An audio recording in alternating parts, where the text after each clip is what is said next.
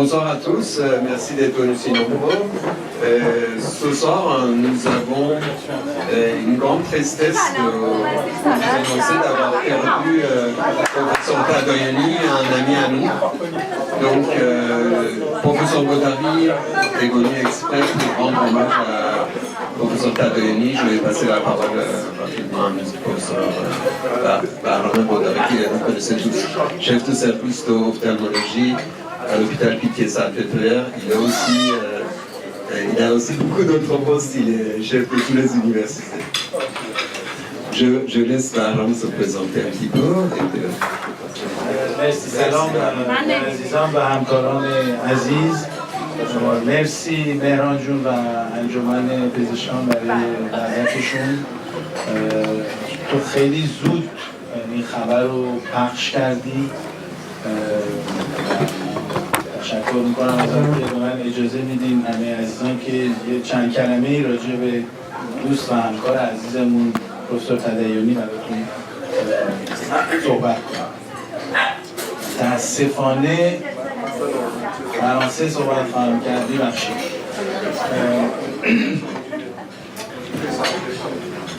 Merci de me permettre d'honorer la mémoire de l'un des ophtalmologistes les plus brillants et talentueux de la décennie. En effet, depuis vendredi dernier, notre communauté est dévastée par la disparition brutale du professeur Ramin Tadayoni, survenu à l'âge de 54 ans, alors qu'il était en congrès au Brésil. Et vous voyez ici l'hommage qui lui est rendu le lendemain par la Société brésilienne d'ophtalmologie, où ils sont tous debout,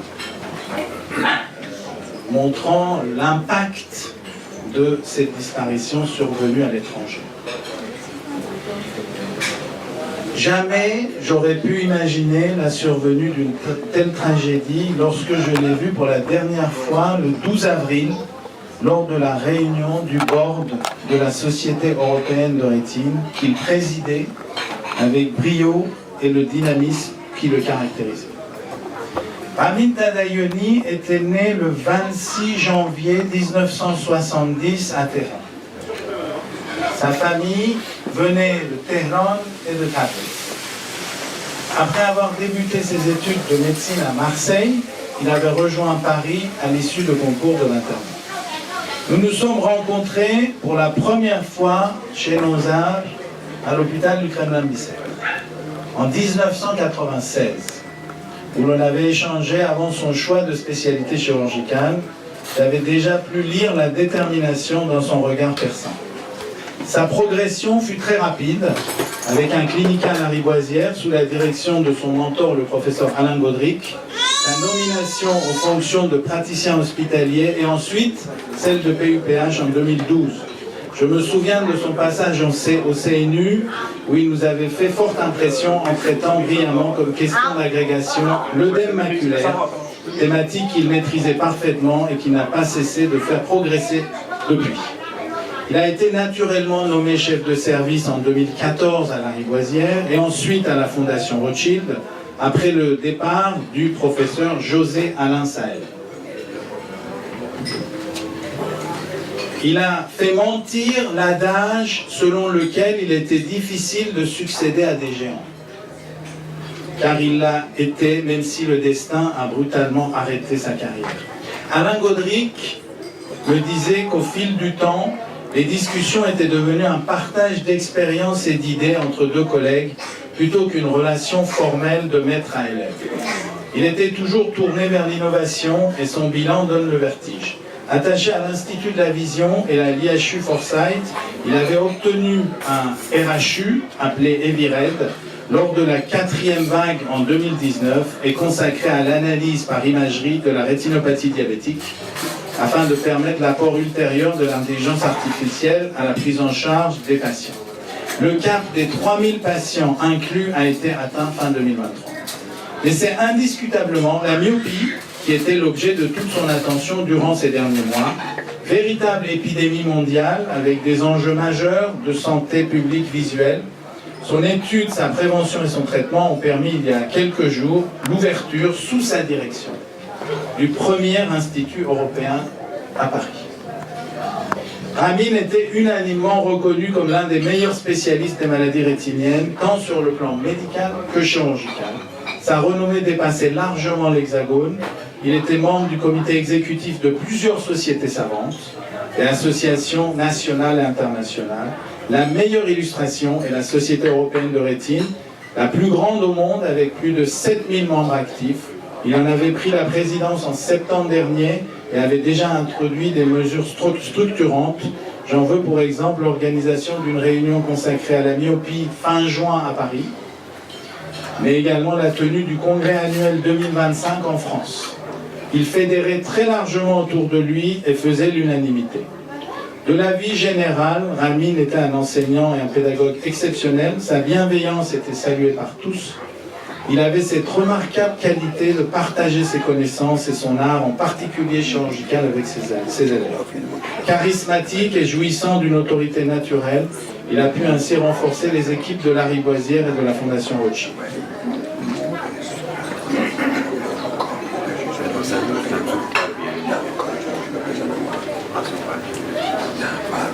Sa force de travail considérable et sa diplomatie étaient deux atouts majeurs. Ramin était également un ami fidèle, à l'écoute des autres et prêt à s'investir pour les grandes causes. C'était un homme de conviction, toujours positif, n'hésitant jamais à apporter ses conseils et son aide à ceux qui le sollicitaient. Je garderai à jamais gravé dans mon mémoire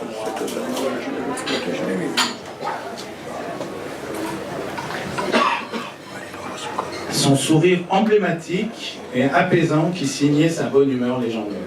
Il nous a quittés trop tôt, alors qu'il avait encore tellement de choses à nous apprendre. Après une période de sidération, les hommages pleuvent soit par les canaux officiels, soit sur les réseaux sociaux. Ils viennent du monde entier, aussi loin que le Japon. L'un de ses amis nous rappelait une visite à Nagasaki, récemment, où ils avaient pu prier pour la paix.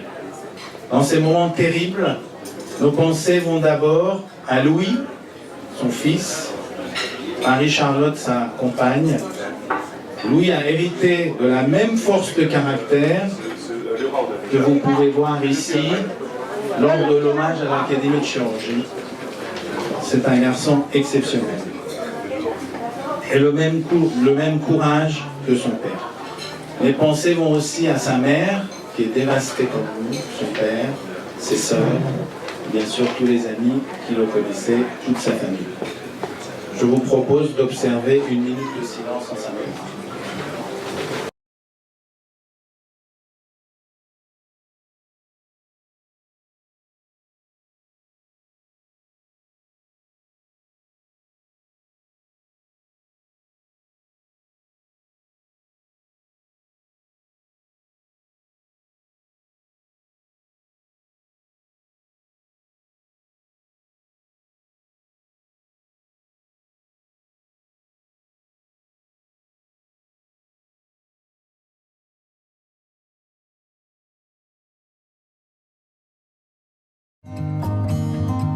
I'm Ramita Dayuni. I'm professor of ophthalmology at Paris University and also chief of department at Lariboisière and Saint-Louis Hospital. My department are all specialized in retina, medical retina, surgical retina, and we have a lot of diabetic patients.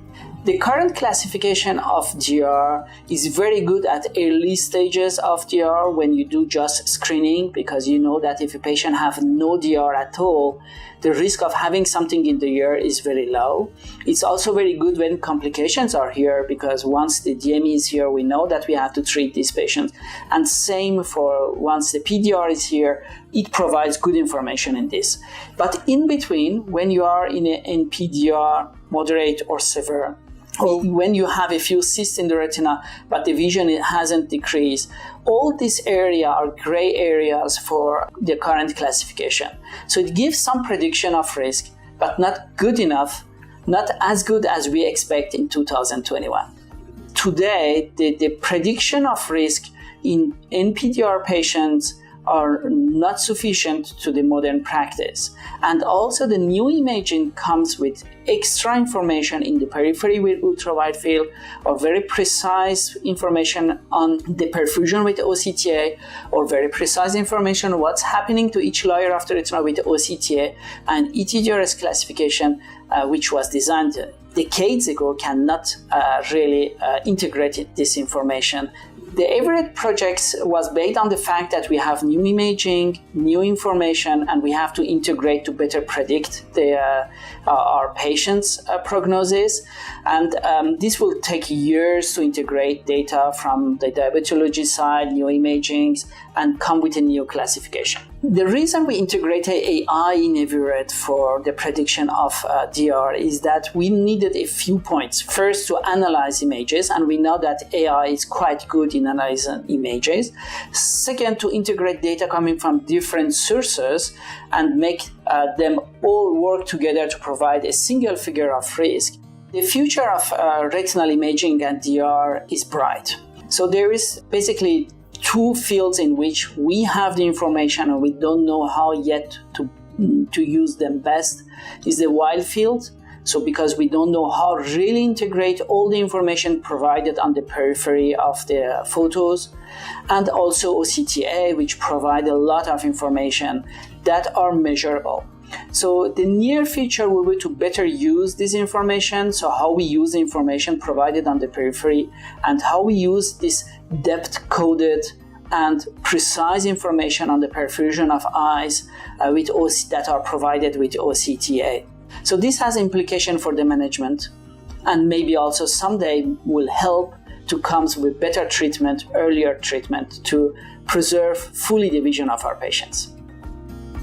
At the end, I would like to thank ZEISS. It's very important for us that you invest in research and development to offer us and offer our patients good products later on in the future that will change the management of this DR patient and improve their life. And of course, thank you very much for listening to us.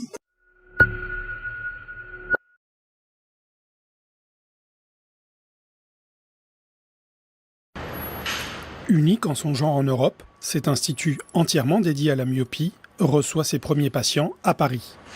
Bonjour Andy, viens t'installer. Bonjour monsieur, installez-vous. L'augmentation exponentielle des cas de myopie forte dans le monde alerte la communauté scientifique. Certains parlent d'épidémie sans virus. Donc là, il y a des zones d'anomalie de la rétine parce qu'elle s'affine, elle devient anormale et elle se troue. Le risque des déchirures, des trous à la surface de la rétine, ce qu'on appelle le décollement de la rétine. Vous en avez déjà entendu parler ou pas? Ouais. Décollement de la rétine, glaucome et dans les cas les plus graves, cécité, sont le type de complications auxquelles les personnes atteintes de myopie forte sont les plus sensibles. Longtemps considérée comme un trouble de la vision banale, elle est aujourd'hui scrutée de près. Ça fait longtemps qu'on sait qu'il y a des gens qui perdent la vue ou qui ont une acuité gênée par ceci ou par cela. Et tout d'un coup, on réalise que le point commun entre tous ces gens, c'est leur myopie. Et donc la myopie devient un problème. Ce lieu, financé par une fondation, rassemble patients myopes, personnel médical expert et laboratoires de recherche et d'expérimentation. L'Institut ambitionne de scanner les yeux de 30 000 patients myopes par an et ainsi constituer la première base de suivi d'ampleur en Europe dédiée à la recherche. Donc le suivi de ces patients permettra de savoir quel est le risque de complication, qui est à risque de complication, comment doit-on prévenir, qu'est-ce qui arrive véritablement. Parce que la première étape dans une maladie, c'est d'en connaître l'histoire naturelle. Et cette histoire naturelle, aujourd'hui, en Occident, on ne l'a pas. Et donc on espère que cette cohorte de plusieurs milliers de patients permettra de le faire. Pour l'heure, l'urgence est de freiner le développement de la myopie, notamment chez les enfants, dont la rétine a tendance à s'allonger plus rapidement. Les verres freinateurs sont une des techniques suivies. Et le but du verre, c'est qu'il a des micro-lentilles, un peu plus de 1000, sur la surface du verre, de façon à ramener l'image en avant un petit peu de la rétine, en périphérie, et donc à freiner son élongation. L'OMS prévoit qu'en 2050, la moitié de la population mondiale sera myope. Le déficit d'exposition à la lumière naturelle, l'utilisation trop intense du portable et même l'apprentissage de la lecture trop tôt, qui force la vision de près alors que l'œil des enfants n'est pas adapté, explique en partie l'accélération de cette problématique majeure de santé publique.